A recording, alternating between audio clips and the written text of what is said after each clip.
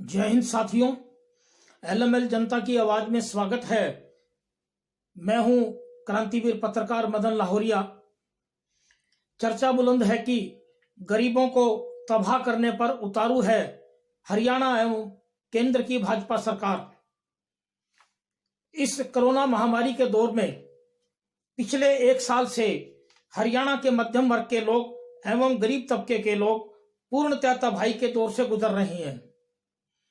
पिछले साल जो हमारी कोरोना महामारी का दौर आया, उस महामारी के दौरान भी जो भारत की केंद्रीय सरकार ने लॉकडाउन की गलत नीति लगाई, उस लॉकडाउन की गलत नीति के कारण हमारे दिल्ली के आसपास के एनसीआर के लाखों जो मजदूर और गरीब तबका था, उनको पलायन करना पड़ा और उनको जबरदस्त आर्थिक मंदी का दौर से उनको गुजरना पड़ा।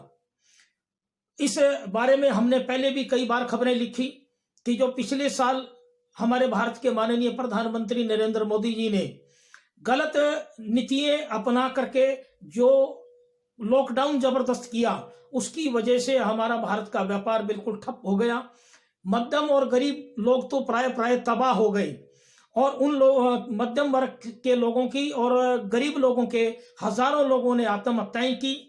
परंतु भारत की केंद्रीय जो भाजपा सरकार है, उनके कानों पर जूं तक नहीं रेंगी और हमारे देश के प्रधानमंत्री नरेंद्र मोदी अपने लच्छेदार भाषणों से पूरे देश की जनता को गुमराह करते रहे और पूरे देश की जनता को गुमराह करते हुए केवल ताली थाली और घंटे बजवाते रहे। तो मैं आज हमारे इस चैनल के माध्यम से पूछना चाहता हूं देश की जनता और हमारी एनसीआर की, हरियाणा की जनता से कि आप इस प्रकार कब तक ठगाए जाते रहोगे कि कभी आप ताली थाली बजाओगे एक व्यक्ति के कहने से, कभी आप घंटे बजाओगे।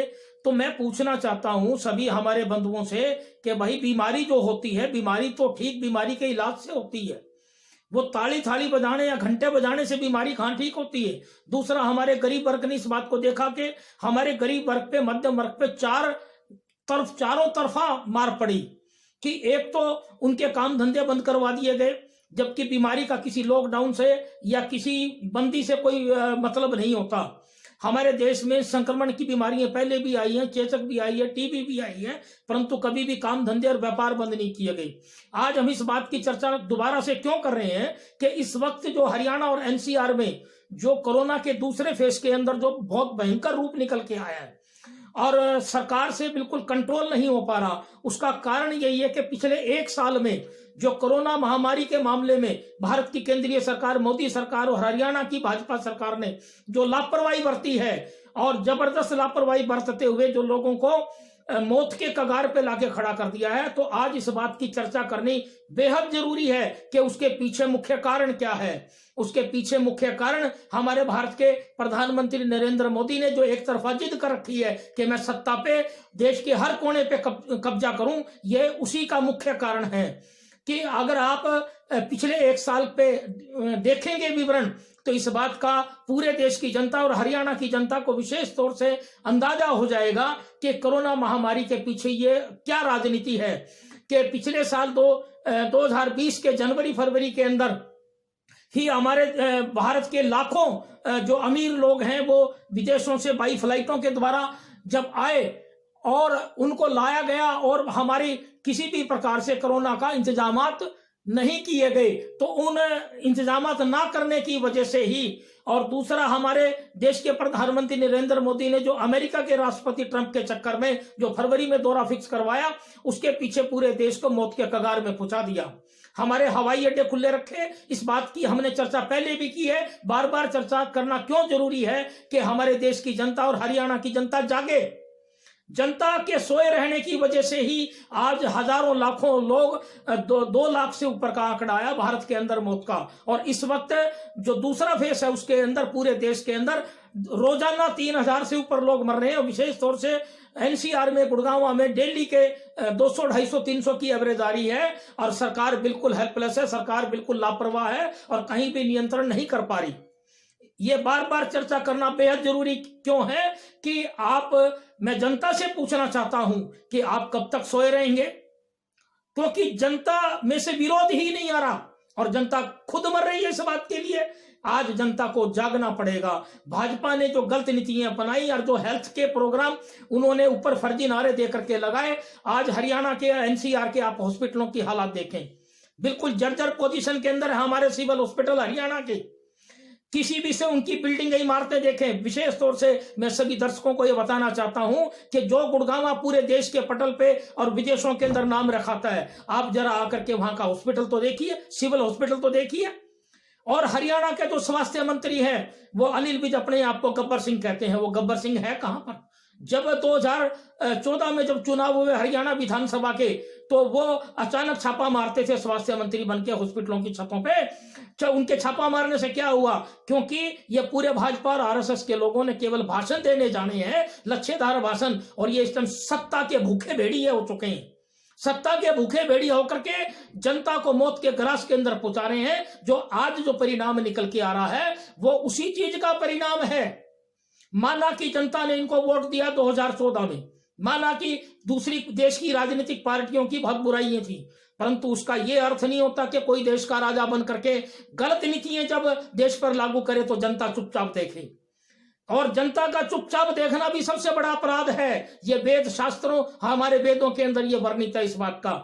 और इस बात को मैं दोबारा से जनता को यह बात कह रहा हूं कि बहुत लेट हो गए हैं। अब आगे इंतजार मत कीजिए किसी भी किस्म से। ये जो भारत के अंदर कोरोना है, मैं लोगों से पूछना चाहता हूं कि जब पिछले साल आया तब भी मैंने बहुत खबरें लिखी और मेरी खबरों का बड़ा भारी विरोध भाजपा के चमचे कड़छों ने किया। आज मैं पत्रकारिता में इन शब्दों को बोल रहा हूं, बड़े दुखित मन से बोल रहा हूं, चमचे कड़छों की भाषा को, क्योंकि पिछले साल 2020 में जब महामारी कोरोना आया तो वो भी बाई योजना के अनुसार, भाजपा के शीर्ष नेताओं की योजनाओं के अनुसार उसको अवसर में तब्दील किया गया, बाई योजना के अनुसार। आप पिछले साल का उदाहरण उठा करके देखें कि कोई भी दूसरी राजनीतिक पार्टियों को इनके सहायता के अंदर, लोगों की सहायता में इन्होंने शामिल नहीं किया। किसी भी कमेटी में दूसरी पार्टियों के लोगों को इसलिए शामिल नहीं किया कि वर्ष 2020 के अंदर इन्होंने उस वक्त बड़ा भारी व्यापार शुरू किया, अपनी नीतियां लागू की, भोजन की, भंडारों की, कहीं भी किसी कमेटी में दूसरी पार्टियों के लोगों को शामिल क्यों नहीं किया? क्योंकि ये आंकड़ों को लुका छुपी का खेल आज तक खेलते चले आ रहे हैं। हमारी मौत होती है अगर मान लो एक शहर के अंदर कोरोना की वजह से 50, तो शाम को आंकड़े निकालते हैं 5, 8, 9। दूसरी तरफ आंकड़े ज्यादा किस चीज के निकालते हैं? हजारों की संख्या में संक्रमण के। वो सारे फर्जी आंकड़े हैं। मैंने कई बार कहा और कई बार अपने चैनलों के माध्यम से ये संकेत दिए हरियाणा के मुख्यमंत्री के लिए भी और देश के प्रधानमंत्री के लिए भी कि हरियाणा के एक शहर का, जो एक शहर के अंदर अगर 30 वार्ड है, 35 वार्ड है, आप संक्रमण के आंकड़े तो दे रहे हैं 5,000 6,000 रोज के, तो एक वार्ड का पार्षद ये बताए कि मेरी गली में से कितने केस आज पॉजिटिव संक्रमित आए हैं, वहीं पर पोल निकल जाएगी। एक तरफ तो संक्रमण के आंकड़े बढ़ा के दे रहे हैं क्योंकि इन्होंने वर्ल्ड हेल्थ ऑर्गेनाइजेशन से, देश के प्रधानमंत्री ने मोटा पैसा खाना है। ये सारी पैसे की दुकानदारी है कोरोना के नाम से।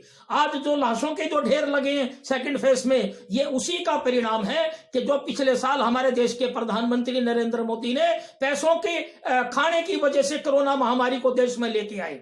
ये अमीरों का कोरोना है। अमीर लोग तो आज भी अपनी कोठियों के अंदर बैठे हैं करोड़ों रुपए के बैंक बैलेंस लेकर के।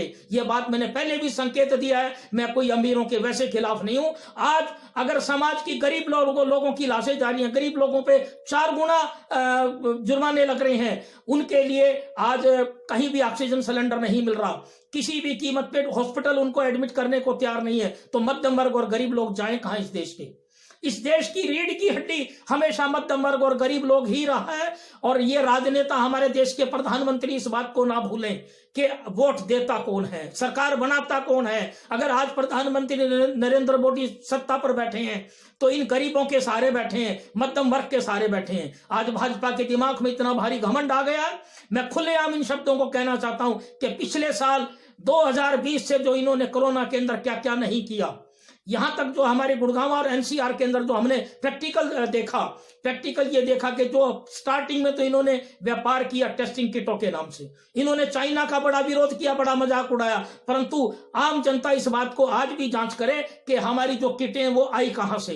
वो सारी चाइना से। कोई 3,000 में बेची, कोई 5,000 में बेची गई। आज अगर भारत की कोई हाई कोर्ट या सुप्रीम कोर्ट ये सवाल उठाती है भारत की मोदी सरकार पर कि ये वैक्सीन के रेट अलग अलग क्यों, तो ये पिछले साल ही उन्होंने प्रॉपर्टी डाल दी थी।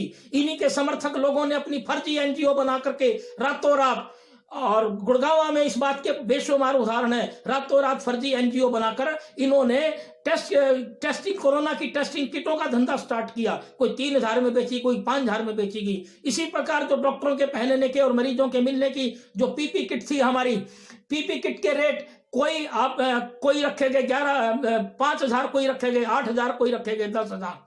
इस प्रकार का अंतर उसी वक्त इन्होंने पीपी किटों पे धंधा किया।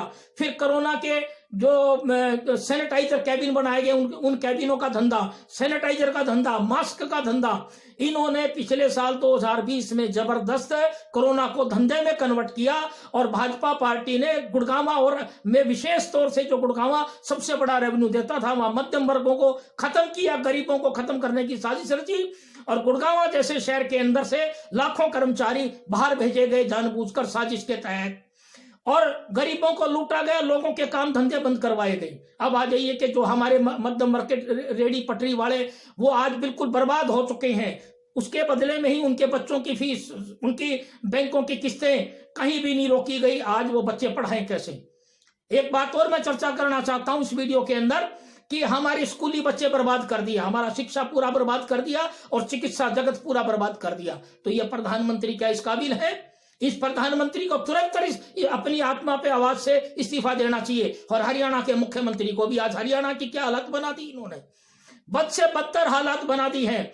इसी विषय के अंदर हम इस सारी बातों का अभी और भी खुलासा करेंगे, इस बात के लिए कि ये कोरोना का सेकंड फेज इस बदतर पोजीशन में क्यों आया, इसके पीछे इनकी गलत नीतियां। और पिछले साल पूरा इन्होंने जो भिन्न भिन्न स्टेटों के चुनावों पे ध्यान दिया, उसका परिणाम आज निकल के आ रहा है कि आज जो सेकंड कोरोना के फेज के अंदर हजारों लाशों के ढेर लग रहे हैं रोजाना के देश के अंदर, ये उसी का परिणाम है कि पिछले साल जो इन्होंने जो पूरा देशों के अंदर, अपनी प्रदेशों के अंदर भिन्न भिन्न सत्ता पे काबिज होने की योजना बनाई, ये परिणाम उसी का निकल के आ रहा है।